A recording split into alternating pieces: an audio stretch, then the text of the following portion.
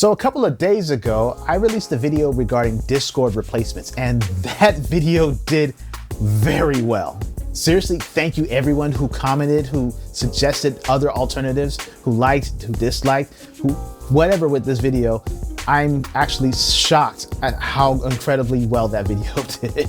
And because of the amazing comments on that video, I became aware of some other alternatives that I never actually really even heard of. And one of them I'm actually really excited for. But before we get there, I wanted to make a couple of corrections. One, S-childy chat. No, it's not pronounced S-childy chat. It's pronounced shieldy chat. Thank you, comments, for telling me that it's German native and it means like a shelled turtle or turtle or something like that. And I kind of get the impression that because of my comment, they finally changed their logo, because I kid you not, that logo that's on their site right now was not there before. That logo has been there forever until they changed it to this new one. So I'm sorry, maybe? Second, while I did see a lot of suggestions regarding the Steam chat client, and apparently it's very good, I honestly am not going to suggest it, mainly because I wanted the solution that works for multiple teams, not just gamers. So for people like me, like composers or others like developers, they often use Discord as a communal space, kind of like what was forums, but now that's their community. I don't think that will really translate well with Steam. I could be wrong, or I think Steam will probably have to roll their own version that is specifically a chat client, but not game-centric. For the game crowd, yeah, it could work, but for the general audience who is looking for something like Discord or like a Slack-like or something very similar, but more open, I don't think Steam is the right call here, at least not yet. And third is my very, very specific attention to emojis in my last video. Look, I get it. It's not essential to the chat, but it adds some elements. It's not necessary. Sure, nobody needs emojis to actually convey an idea. Text should be enough, but the emojis are a little bit extra and they do add character to a chat. So if you can have them, why not? There are of course other chats that don't do this, which is perfectly fine. Matrix is one of them. But for me personally, I find a lot of satisfaction in having a diverse set of emojis, not putting them across the board. I mean, I can do that, but just so I have them and having the multi-reactions of custom emojis that the community creates, that's another engagement point. That's another community point that just adds something extra. It's not necessary, it's just extra. But the other thing I want to touch upon is that we need to keep this conversation going. The age verification thing is getting a lot worse. A lot of platforms are thinking about implementing it too, not just Discord. Even since the last video, we found out that they were doing tests with the UK groups as well for whatever reasons. They backed off on the Persona thing, and then Persona came back and said that Discord was lying. It's just been devolving into an entire mess, and honestly, I don't want to be in the middle of that. Yes, for some business correspondence, I may still need to have some iota of Discord available because not everybody's going to move to the next destination, but I can do my best to minimize my use of it.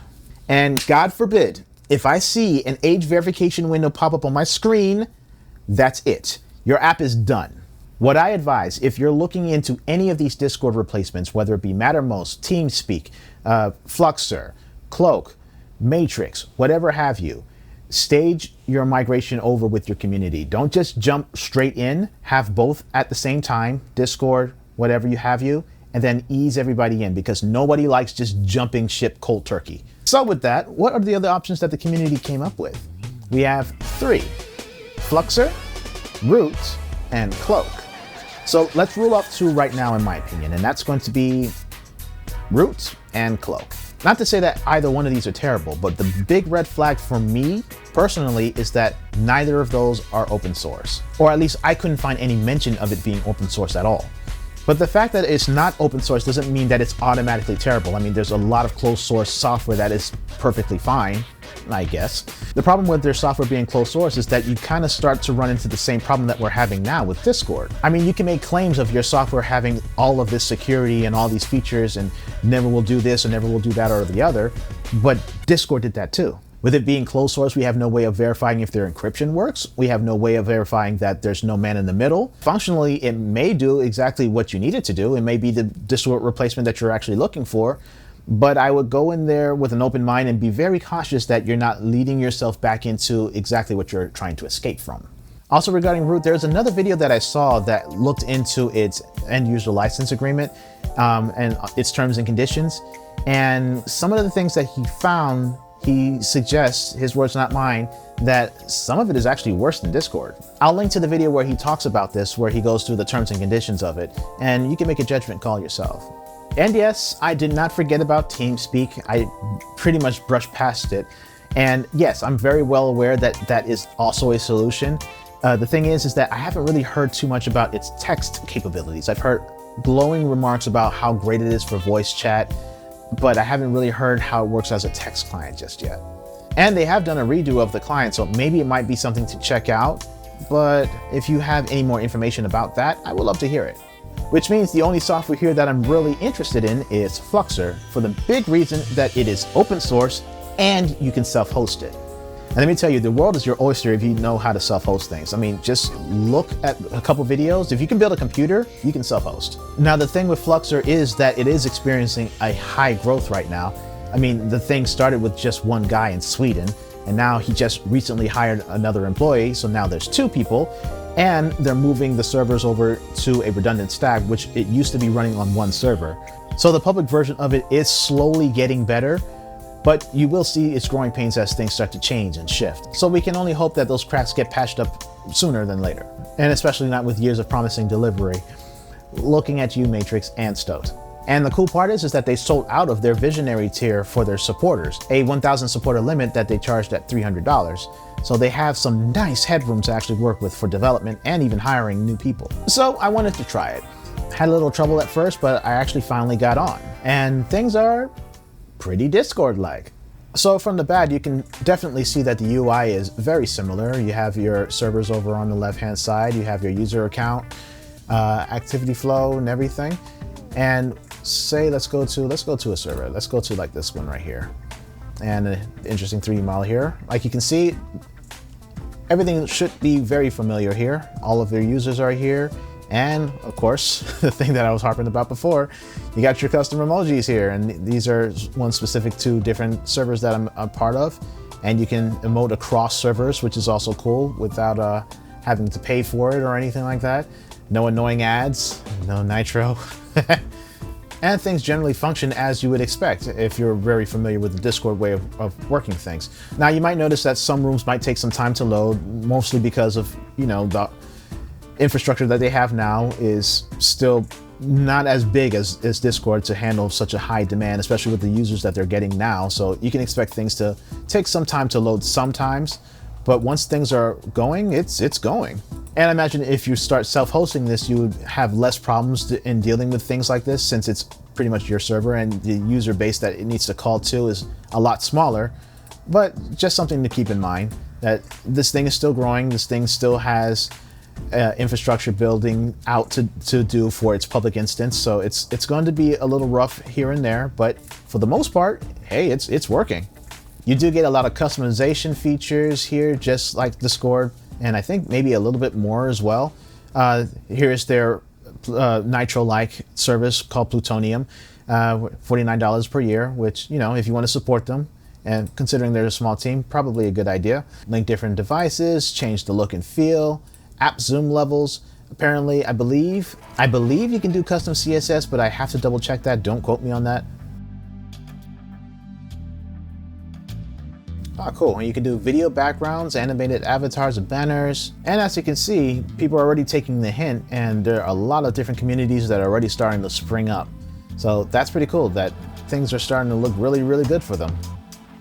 So what about the self-hosting portion of the thing that I mentioned earlier? Well, you can do it now, but the thing that I'm waiting for is that the developer said that he's doing a major refactor of the code. And presently, there's not really much new documentation, at least for the new format that he's working for, that's available right now. It all says to be determined. So if you were to go to docs and you scroll down to self-hosting overview, to be determined, quick start, to be determined. Well, you got some configurations to be determined, architecture to be determined. So the new way is coming, but yes, you are able to do it right now, just with a lot less guidance. Then I don't think many will be apt to really go that route right now, especially when since a lot of things are changing right now. maybe the delivery and the how you spin these things up will actually change as well.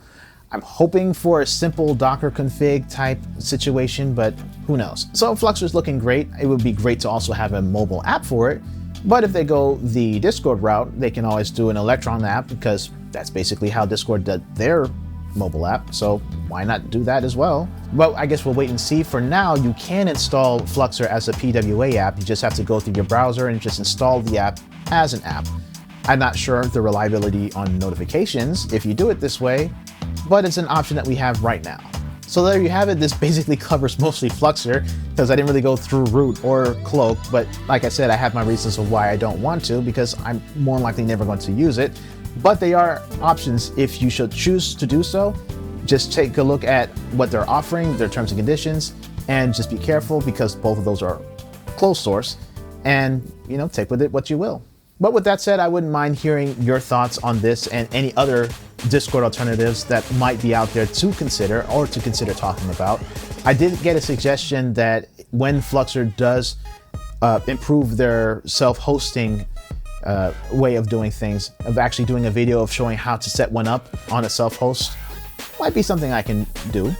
Let me know. Maybe that's something I can do in the future. Yeah, we'll see. We'll see what we can do. That said, I've been KJ, and you know what this YouTube thing is, and you know what to do. Oh, but by the way, I just recently redid my website. I do music also, besides this whole tech thing. And some of you Kingdom Hearts fans, I'm pretty sure you will like some of the stuff I have on my other music channel, KJ HD.